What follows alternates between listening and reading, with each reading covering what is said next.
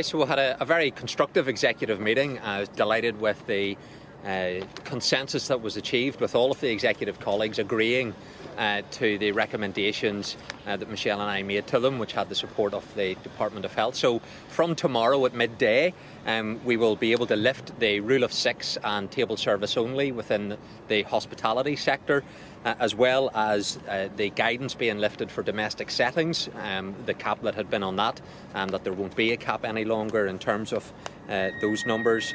And also in terms of the guidance on working from home, we're reverting to what is our baseline measure within the autumn-winter contingency plan, which is still recognising that we're encouraging people to work from home where you can, but we accept that in some circumstances that isn't going to be possible.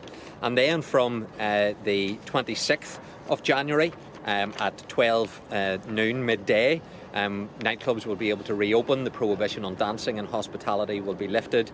And also the legal requirement in workplaces to achieve 2 metre social distancing will be lifted. And then the mandatory COVID passport scheme will be reduced to only apply in limited circumstances that relate to nightclubs and indoor unseated venues of 500 people or more. So this is very welcome progress. The 10th of February will be an important meeting now for those outstanding measures that are still in place, and until that point, if changes are to be made, I encourage people to follow the regulations and listen to that public health advice. But I think the public will be pleased with these decisions that we've been able to take. It's proportionate, it reflects the changing circumstances that we have in respect of COVID, and it is a step in the right direction, and hopefully we will continue to make progress at our meeting on the 10th of February. So today's decisions have been very much informed by both the Chief Medical Officer and the Chief Scientific Advisor. They've been guided by the health advice.